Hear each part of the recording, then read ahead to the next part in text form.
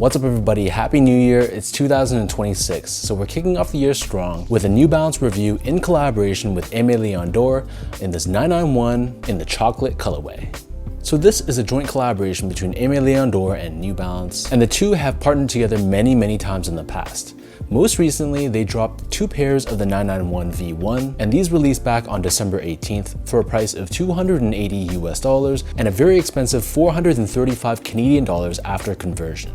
So alongside this chocolate colorway, they also dropped a celery colorway. I'll review that separately, but both pairs were part of a greater collection that was inspired by winter nautical exploration in the Nordic countries. So in the campaign for this collection, they were showing how they were boating in between Norway and Sweden in frigid waters, and then the apparel that they were wearing, all that gear, it shared a similar tone and color scheme to both of these shoes.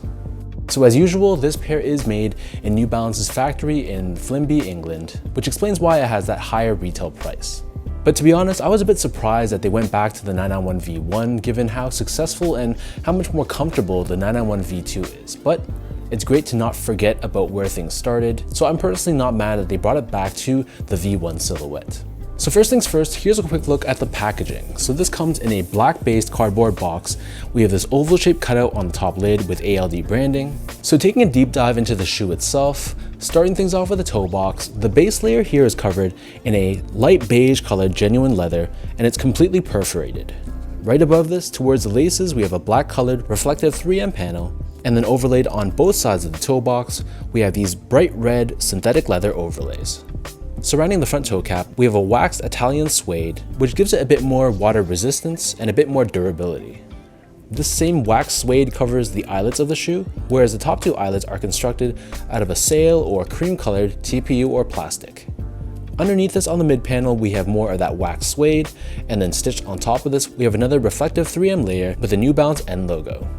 Moving downwards, we have more of that perforated leather with another red colored synthetic leather layer here. And then on the bottom of the heel, we have more of that waxed suede. We have an oval shaped cutout revealing ALD and 991 branding. And then on the top of the heel, we have another black colored reflective 3M layer. On the bottom of the heel, we have a cream colored TPU heel clip, which gives you some structure and support along the backside of the shoe. And then as far as the laces go, this being an ALD collaboration, it makes sense why they gave us 3 different lace options. So the standard lace that they come with is a flat brown colored lace. They also come with a bright red colored lace, which I didn't like whatsoever. And then the third pair is a cream colored lace, which I thought looks actually really nice. The majority of the tongue is covered in this nylon material. And then we have this waxed suede overlay towards the top with New Balance 991 branding embroidered across in white. The interior of the shoe is covered in a black colored mesh liner. And then for the insoles, these come with a pretty well padded foam lined insole. It's lined in this brown finish on top, and we have New Balance and ALD co-branding featured on the heel. So the upper of the 991 sits atop this midsole, comprised primarily out of New Balance's Absorb technology, but they also incorporate end cap here as well, which is a dual density foam consisting of a softer core surrounded by a stiffer rim, giving you a good balance of softness with support. And as usual, we have these exposed foam wedges on both the forefoot and wrapping around the heel. The bottom of the shoe, this is your traditional 991 outsole, so in this case, it's crafted out of black and red rubber. We have these grooves to give you some added flexibility, and we have New Balance branding featured on the heel. So that breaks down the look and the construction of this pair. And for those wondering about how these fit, to me these fit like most 991 V1s, so I personally find that they do fit true to size in a slightly snug way width-wise. So in my case, I'm a true size 10, slightly on the wider side, meaning when I go to a shoe store, step on a Brannick device, I'm actually a US size 10 in between a D and an E width. So getting this shoe in a size 10, the length of the shoe is fine. I can feel a little bit of pressure around the ball of my foot, which is common with some 991 V1s, but I feel like in my past experience, the more you wear them, the more you break in this shoe, that forefoot area will soften up and widen up over time. So if you have a narrow, normal, or slightly wide foot, I recommend going true to size, but if you have like a really wide foot, you might want to either avoid this shoe or just go up half a size. To give you guys a point of comparison, I also wear a size 10 or true to size in other New Balance silhouettes like the 991 V2, the 1500, the 860 V2, 2002R or 1906R, whereas I usually go half size down to a 9.5 in a lot of the made in USA models like most of the 990 series, 992, and 993.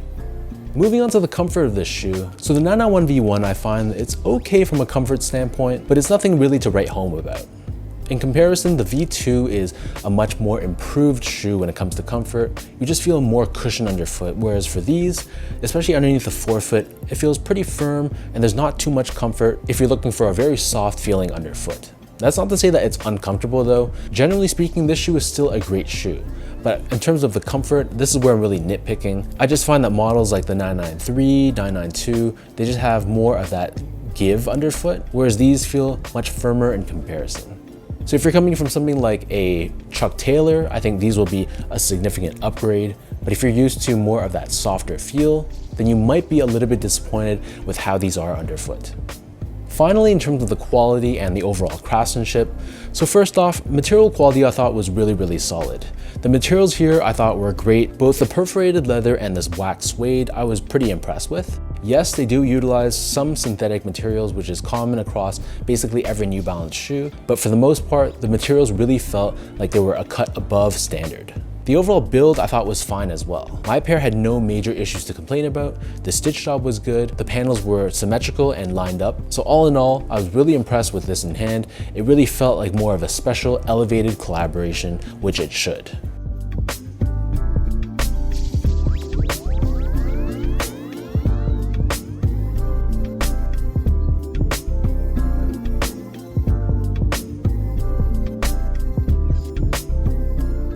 So with all of that out of the way now, let me toss these on feet, I'll lace them up, and I'll show you guys how these look.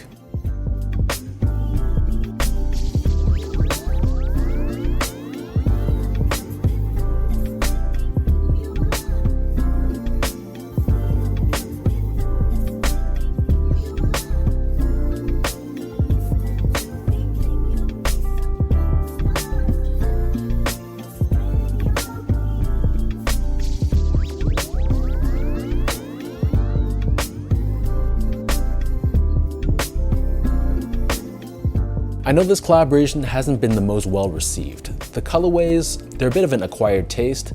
I know the chocolate pair seems to be the more popular of the two, but both pairs are still sitting on ALD's website and I don't expect them to sell out anytime soon.